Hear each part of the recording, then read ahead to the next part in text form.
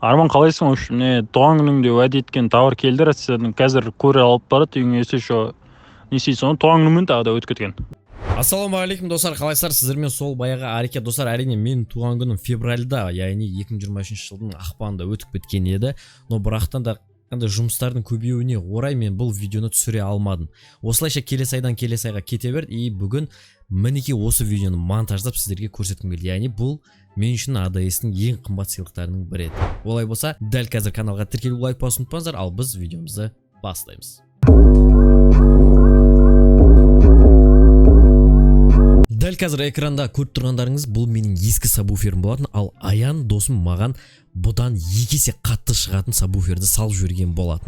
ADS-ын жіберген сабвуферін қарайтын болса, достар, бұл бізде PNX Black Bass 10 деген сабвуфер екен, яғни бұл бізде максималды 100 ваттық күш береді. Сондай бұның қасына әрине пустой болмас үшін маған усилитель қосып берген болатын. Әрине бұл да бізде 900 ваттық беретін осындай бір кереметтеу усилитель.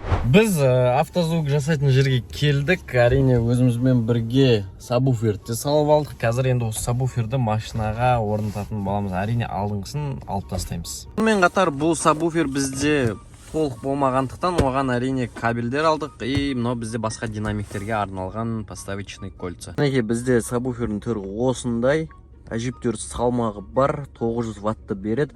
Сонымен бізде мына жақта DL-дің усилителін алған болатымыз. Мінекей, короче, өзімнің ескі сабвуферін сіздерге бір рет көрсетіп жіберейін. Мінекей, мынау мен өзімнің ескі сабвуферім. Енді қазір осыны алып тастайды. Мынау бізде 300 ваттық. Яғни мынау динамик 300 ватт. Сонымен артында усилитель бар.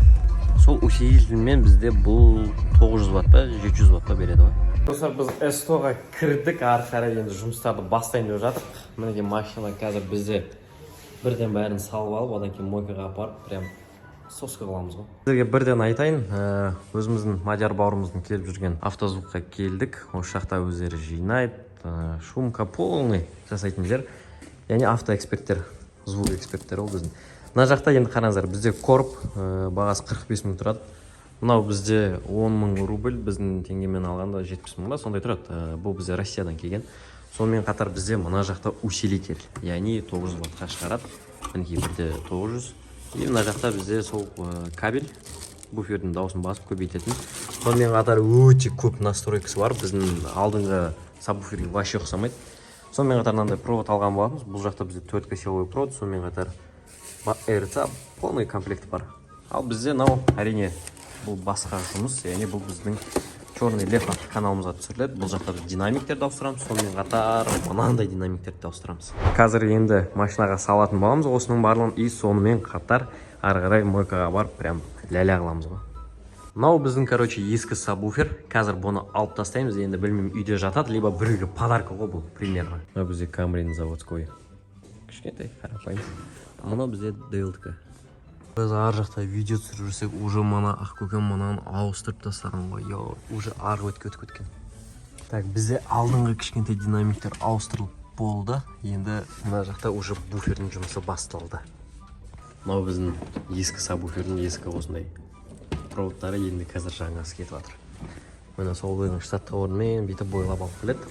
И мына жаққа қазір жаңа буферді салады. Бізде мені, короче, штатный местоға бәрін салып тастады. Енді ары қарай кетіп баратыр. Полный аккумулятордан тартылды, силовой провод.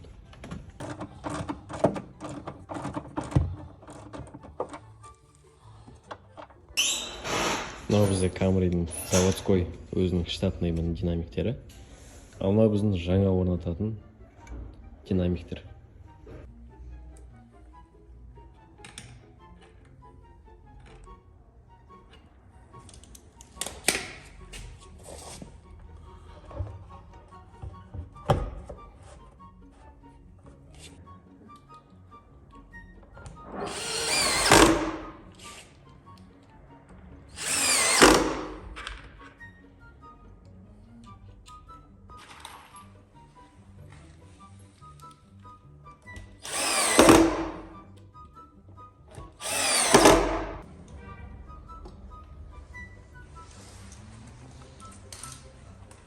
Достар, көріп тұрғандарыңыздай біздің буфер уже машинаға орнатылып бітті, яғни бұл деген толық аяқталды. Та достар, бізде көптен бері өзгерістер болды, аңғарыңдар. Toyota эмблемасы, сондай подсветка, салоны плюс ног любой цветке өзгереді. Енді бізде ең бастысы ол әрине сабвуфер. Қазір енді біз осы буфердің дауысын көретін боламыз.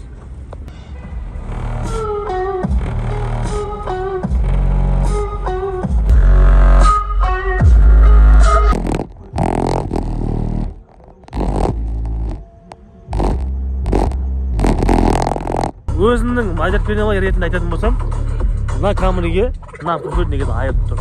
Өте сапалы, DL аудиоға өзім сенімдімін. Тапшы сіздерде заказ жасаңыздар болады.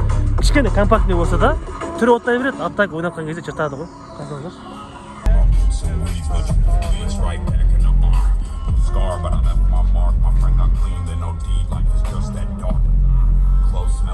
Короче, достар, сапасы өте тема ғой, короче, бір сөз айтқанда ше.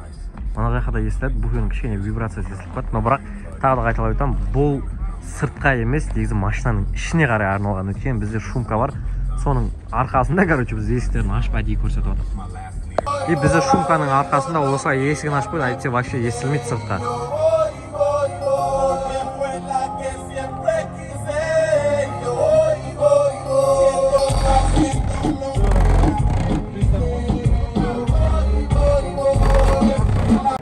Короче, достар, бізге DL-дан тағы да 1400 ваттық усилитель келді. Бізде мынау 900 ваттық усилитель болса, мынау 1400, яғни бір тағылай үлкенірек. И плюс еще бізде қаттырақ шығу керек. Қазір біз осыны алып тастап, мынаны салатын боламыз. Бізде ішінде сол DL-дің вонючкасы, наклейкалары бар, акция бар, типа видео салсаң скидка береді. И бізде мынау. Так, бізде уже мына жақта дауысын өзгертетін более качественный екен. И бізде усилительдің өзі әжептеуір дау екен енді, базар. Бізде тура сол настройкалар қазір енді жасап аламыз. Короче, достар, біз новый 1400-дікті салдық, но бірақ разница қатты байқалмайды. Неге десеңіздер, біздің мынау сап жалпы 700 ваттық болғандықтан, бұл усилительдің оған дым, короче, әсері тимей жатыр да. Ол үшін біз мына жақта да где-то бір 1400-дік сондай бір дәуін алуымыз керек еді. Пока енді мынаны алып тастап, қазір қайтадан старын қоя саламыз, өйткені мынадан дым разница болмады. Тура сол ескінкіндей шығып тұр. Осымен, короче, достар, видео өзім мәресіне келіп жетті. Барлықтарыңызға көп рахмет. Короче, достар, міндетті түрде каналға лайк басуды ұмытпаңыздар. Осымен всем пока, чао, давайте.